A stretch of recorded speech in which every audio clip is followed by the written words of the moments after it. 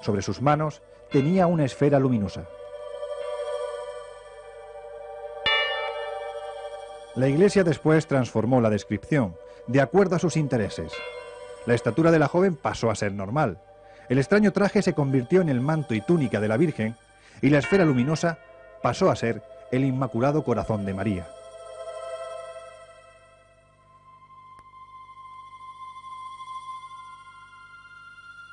Según el testimonio de los pastores, la joven descendió por una especie de haz luminoso, de forma cónica, desde una extraña nube que avanzaba en contra del viento. Desapareció de la misma forma, difuminándose en la nube.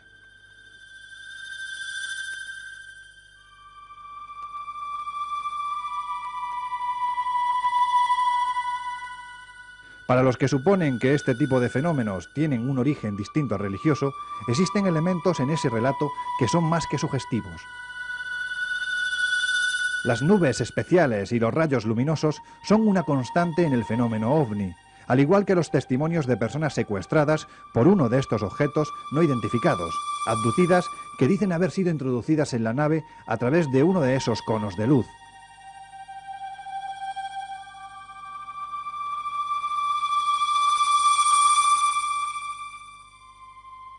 Incluso la indumentaria de la joven de Fátima, junto al globo de luz que portaba en la mano, no es desconocido en la casuística ovni.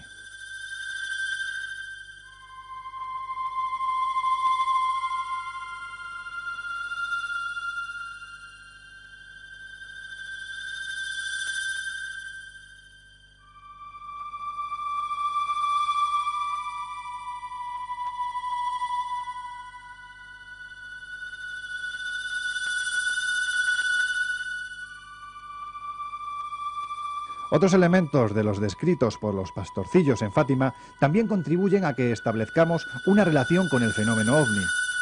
Desde un sonido en el ambiente similar al zumbido de miles de abejas, escuchado tanto por los testigos del paso de un ovni como por los testigos de Cova da Iria, hasta la lluvia de los cabellos de ángel, delicados filamentos que se deshacen poco después de caer al suelo y que se recogieron en Fátima como en muchos de los lugares por los que supuestamente pasó un ovni.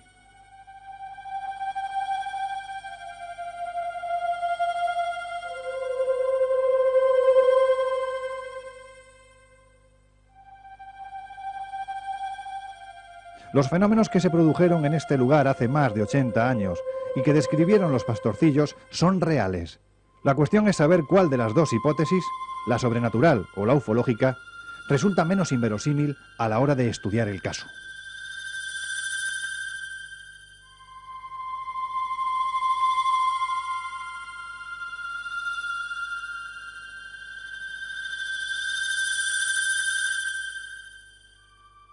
Bueno, hay muchísima fenomenología. Casi siempre está asociada a dos elementos principales. Uno son a los efectos luminosos o efectos ópticos, la clásica danza del sol. No solo es patrimonio de la aparición de Fátima en 1917, sino que en otras apariciones hay personas que dicen haber observado estas danzas del sol o efectos lumínicos en general. La otra fenomenología que se produce en las apariciones marianas son las curaciones, los supuestos milagros, es decir, personas que han ido enfermas y han regresado sanas, normalmente asociado a las propiedades terapéuticas del agua. Casi siempre en las apariciones hay un arroyo, hay una fuente, hay un río. Bueno, pues las propiedades de ese agua se transmutan, se cambian cuando tiene lugar esa aparición, y bien sea por el efecto de la sugestión o bien sencillamente por un cambio energético de esas aguas a raíz de la aparición, que la gente dice tener una sensación de bienestar, una sensación de plenitud y que algunas de sus dolencias han sido curadas. Bueno, pues estos son un poco los dos fenómenos que se suelen dar casi siempre en este tipo de apariciones auténticas, porque las que no son auténticas ya sabemos que hay otro tipo de fenómenos mucho más relacionado con la mercadería, mucho más relacionado con la venta de objetos fraudulentos, mucho más relacionados con la picaresca.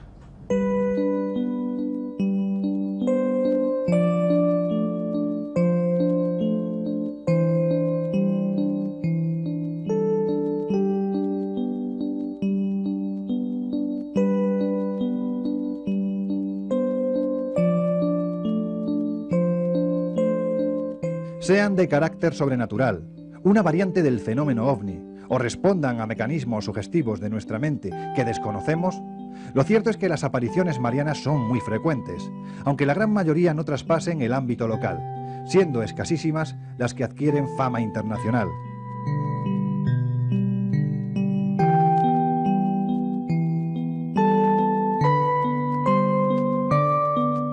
Entre estas ocupa un lugar privilegiado la de la Virgen de Guadalupe, en México.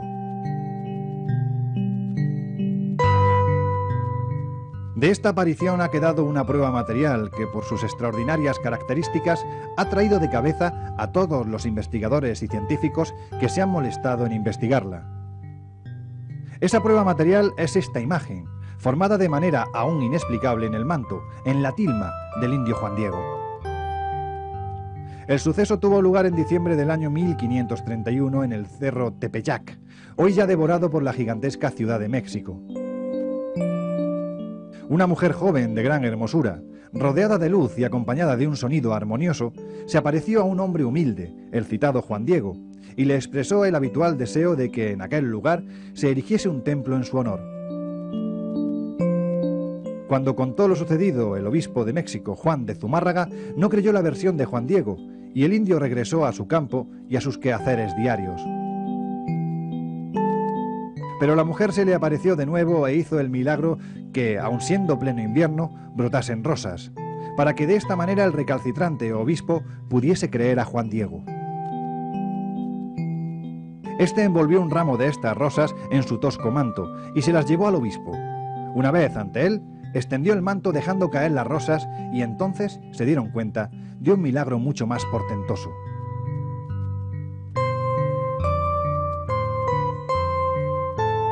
Sobre la tela de aquel manto estaba, como si unas manos invisibles la hubiesen pintado, la imagen de la Virgen.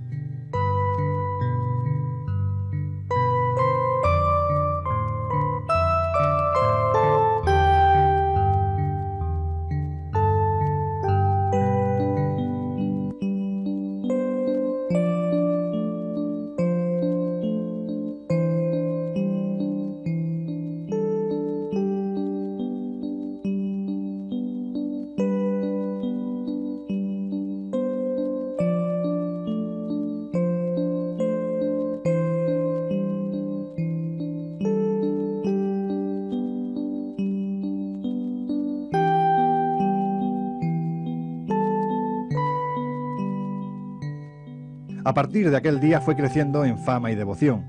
Cada año son miles los peregrinos que acuden desde todos los rincones de México y del mundo a rendirle culto, siendo innumerables los milagros que se le atribuyen a su intercesión. El mayor de ellos es, sin duda, la imagen misma, pues como la sábana santa de Turín, parece pintada, pero no lo está. Con el tiempo se le han añadido elementos realizados con pintura y pincel, que originariamente no tenía para adaptarla a los gustos de la época. El ángel que hay debajo, la media luna, los adornos del vestido, las estrellas del manto, un lazo, unas puntillas en las bocamangas y toda una serie de rayos dorados alrededor. Sorprendentemente, quitando los añadidos posteriores, la imagen original está hecha sin presencia de pigmentos vegetales, minerales ni animales. Es decir, está pintada sin pintura alguna.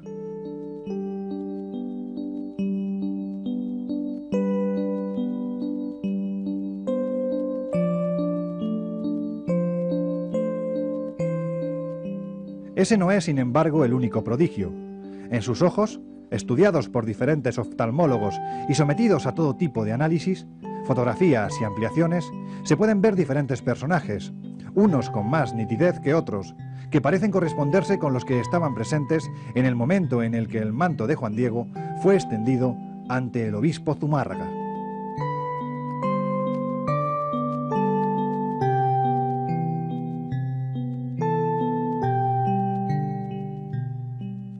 Sea cual sea la auténtica identidad de estos extraños personajes que se aparecen a los fieles, lo habitual es que no quede ningún objeto material como prueba de las visiones, y que todo se reduzca a lo que ven y sienten los videntes en éxtasis, para los que se abre una puerta a otra realidad que los demás, aunque se encuentren también presentes, no traspasan.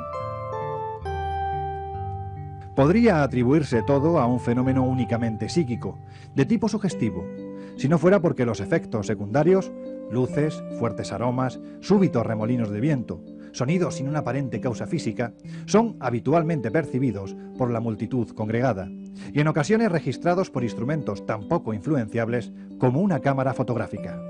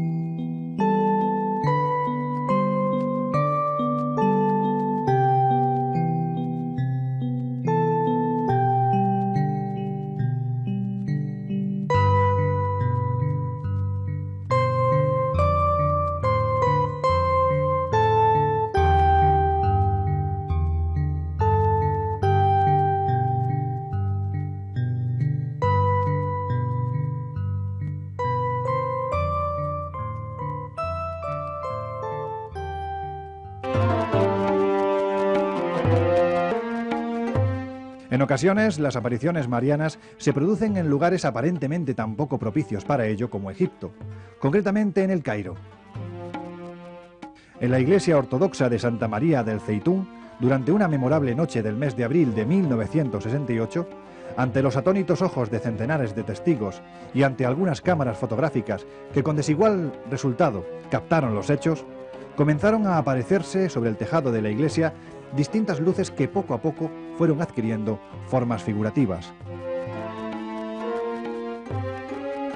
Varias palomas luminosas de tamaño desproporcionado y una imagen luminosa de aspecto humano y radiante con una enorme aura en la cabeza y que los asistentes no dudaron en identificar con la figura de la Virgen.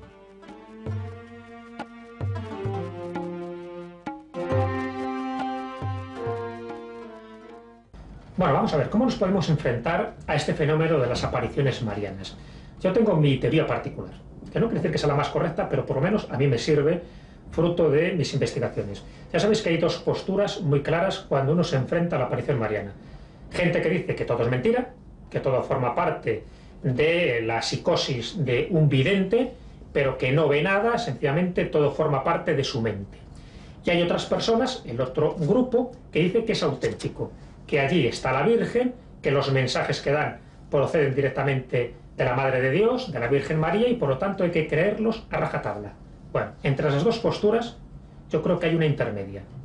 Yo sí creo que hay apariciones, yo sí creo que hay entidades femeninas de luz que en un momento dado, ojo, cuando digo en un momento dado es porque necesitan unos días muy concretos para manifestarse. Fíjate que muchas veces son días 13 de cada mes, o bien son los primeros sábados de cada mes.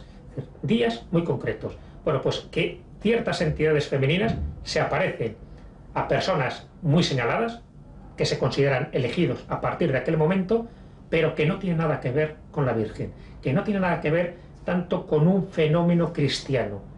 Es decir, es un poco difícil de ubicar, porque estamos hablando entre dos fenómenos equidistantes, entre la negación absoluta de estas apariciones marianas y entre la credulidad absoluta. Yo sí creo que muchas de estas apariciones son auténticas, pero ojo con los mensajes que dan, porque normalmente lo que te está transmitiendo esta aparición es lo que el vidente quiere oír, o lo que esta aparición quiere que se transmita. Por eso, en el 50% de las apariciones marianas, esa entidad no se identifica. En el otro 50% sí se identifica, pero se identifica normalmente a requerimiento del vidente. Es cuando le dice que es María Inmaculada, es cuando le dice que es la reina de los cielos, que es la reina de los ángeles. Es decir, pone un título, pone un nombre, pero el aspecto físico de muchas de estas apariciones marianas es tan diferente que es muy difícil de creer que estamos hablando siempre de la misma aparición. Son apariciones que luego generan cultos, que luego generan religiones, que generan supersticiones y que generan la creación de un lugar, que puede ser una ermita, que puede ser un santuario, para que se les adore, para que se les rinda culto. Quiere decir que es tan necesaria esa aparición para el vidente como para que ese lugar se sacralice a partir de ese momento. Necesita esa aparición que se le rinda culto. Desde esta perspectiva, claro que estamos hablando de un fenómeno religioso, pero no estaríamos hablando de un fenómeno cristiano. Bueno, partiendo de la base de que yo creo que realmente las apariciones existen, pero no son apariciones marianas como tal, porque si las comparamos con las apariciones féricas, es decir, con las apariciones de hadas que ocurrieron hace siglos, nos daremos cuenta que hay muchísimas similitudes. En ambos casos estamos hablando de apariciones femeninas, en ambos casos estamos hablando de apariciones que tienen que ver con la naturaleza, con ríos, con fuentes, con árboles. En ambos casos tienen que dar mensajes positivos, en unos casos dan regalos, como en las apariciones féricas, en estos casos dan mensajes para que la humanidad se convierta y que tenga un mensaje más positivo. Partiendo de esa base, cuando hablamos de los fenómenos que se pueden contrastar, que se pueden fotografiar, que se pueden medir, son muy diferentes según en qué momento y en qué lugar nos encontremos. Es decir, claro que hay muchísima sugestión. ¿Cómo distinguir un lugar de aparición falsa de un lugar de aparición auténtica? Hay distintos métodos para averiguarlo.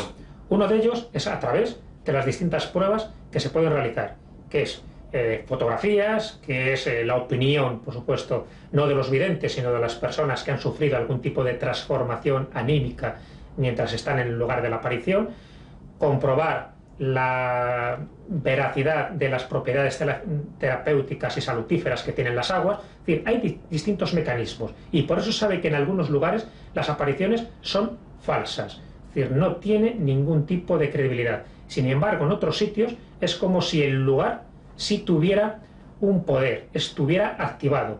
El que activa un lugar y le convierte en sagrado es la propia aparición, pero sin olvidar que realmente lo que se está remarcando es que el lugar es lo importante, no tanto la aparición.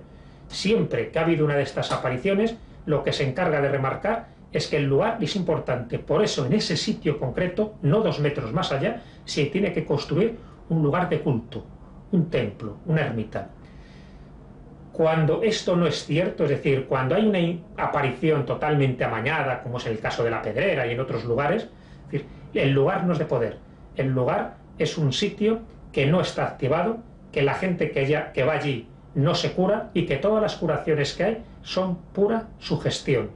Pero no hay factores externos. Se sabe que en otros sitios, como es en Lourdes, como es en Fátima, sí hay factores externos que provocan esta curación. No solo se puede atribuir a la sugestión. Es decir, el lugar está activo.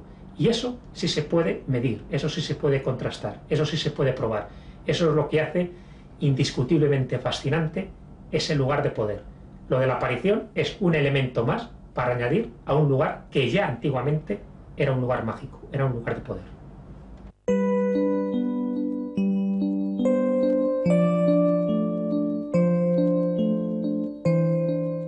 Hay lugares de apariciones marianas que por diversas razones, tanto eclesiásticas como puramente comerciales, no han alcanzado el reconocimiento ni la popularidad que por la importancia de lo que allí sucede, sin duda se merecen.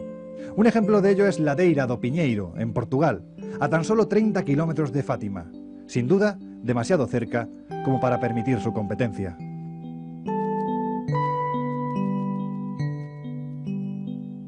Por ello, la Iglesia Católica trató de desacreditar los sucesos que allí se producían y presionaron al jefe del Estado de entonces, el dictador Salazar, para que por la fuerza impidiese que los fieles acudieran al lugar. Hubo grandes disturbios, apaleamientos, se destruyeron las modestas instalaciones e incluso a la vidente, María de la Concepción, le saltaron los dientes a golpes.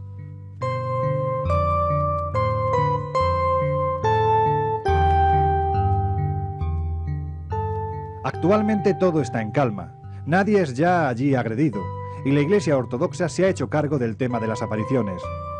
Todo comenzó en el año 1960, cuando la joven María de la Concepción Méndez Horta, enferma de leucemia y desahuciada por los médicos, tuvo sus primeras visiones. Después, los trances místicos y los éxtasis fueron cada vez más frecuentes. Durante los mismos le aparecían en ocasiones estigmas sangrantes y normalmente una cruz sobre la frente, que después se mantenía muchos días.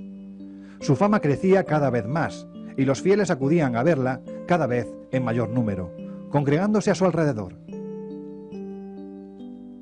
Abundan los testimonios de esos primeros años de visiones de María de la Concepción, en los que se da cuenta de levitaciones durante las cuales llegó a elevarse varios metros en trance. También fueron muy frecuentes sus comuniones místicas, la formación en su lengua de hostias sagradas a la vista de todos los presentes, que incluso fueron fotografiadas. Son muchos los hechos desconcertantes sucedidos en torno a María de la Concepción, como por ejemplo el de su cabello, que está conservado en el interior de una urna. Se lo cortó en 1973 y ha seguido creciendo hasta ahora, en que ya mide más de 2 metros. O también la imagen de Cristo que posee y que desde el 5 de marzo de 1969 sangra de vez en cuando con gran abundancia. También son desconcertantes las hostias del cáliz para dar la comunión a los fieles, que en ocasiones se multiplicaban misteriosamente y otras veces sangraban. Dicha sangre fue analizada por expertos en Madrid y en París y resultó ser del grupo 0, perteneciente a alguien que en sus células tenía 23 cromosomas en lugar de 46. Hoy en día María de la Concepción es ya una mujer mayor, gruesa y apacible, que se dedica por entero al cuidado de niños y ancianos, sin familia ni recursos, que acogen su modesta comunidad.